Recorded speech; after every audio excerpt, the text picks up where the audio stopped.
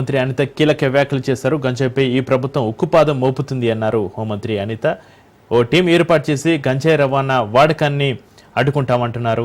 Anti narcotic day కార్యక్రమాన్ని నిర్వహిస్తున్నామన్నారు. రేపు fever ఆసుపత్రి నుంచి చిల్లీస్ సెంటర్ వరకు యాంటీ నార్కోటిక్ ర్యాలీ నిర్వహించడానికి నిర్ణయించామన్నారు.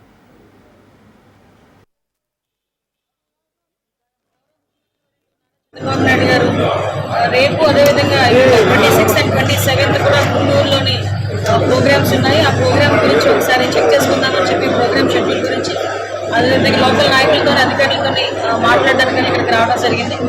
రేపు మనకి యాంటీ నార్కోటిక్ డే, దానికి సంబంధించి ఈరోజు ప్రోగ్రామ్ అక్కడ ర్యాలీ చేయడానికి, అదేవిధంగా ఇక్కడ విద్యార్థులతో ఒక మీటింగ్ ఏర్పాటు చేసుకోవడానికి, ఒక ముఖాముఖి ఏర్పాటు చేసుకోవడానికి కూడా గౌరవ ముఖ్యమంత్రి గారు వస్తున్నారు. మీ అందరికీ తెలుసు, ఈ గవర్నమెంట్ వచ్చిన తర్వాత, ఎన్డీఏ కూటమి వచ్చిన తర్వాత ప్రత్యేకంగా గాంజా మీద ఉత్పాదం మోపడానికి, అదేవిధంగా డ్రగ్స్ నిర్మూలించడానికి, డ్రగ్స్ రహిత ఆంధ్రప్రదేశ్గా మార్చడానికి ఇనిషియేషన్ తీసుకుని ఈగల్ స్థాపించడం, ఈగల్ ద్వారా ఈరోజు కొన్ని లక్షల కేజీల గాంజాయిని కూడా స్వాధీనపరచుకోవడం, అదేవిధంగా మ్యాక్సిమం క్రాప్ కూడా గాంజా క్రాప్ కూడా ఆంధ్రప్రదేశ్లో ఎక్కడ కూడా లేకుండా చేయడానికి కృషి చేయడం, ఇవన్నీ కూడా జరిగినాయి.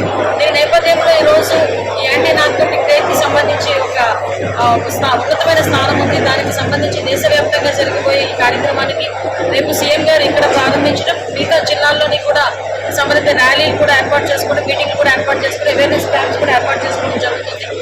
దీనికి ప్రజలందరూ కూడా సహకరించాల్సిందిగా కోరుకుంటున్నాం. ఇక్కడ ఈ మనకి ఫీవర్ హాస్పిటల్స్ జంక్షన్ దగ్గర నుంచి చిల్లీ పాయింట్ వరకు బై రోడ్ చంద్రబాబు నాయుడు గారు పాదయాత్ర చేస్తారు, అదేవిధంగా ర్యాలీ చేస్తారు.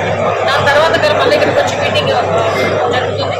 అదేవిధంగా 27th కూడా యాక్ట్ పోలీస్ డిపార్ట్మెంట్ వాళ్ళ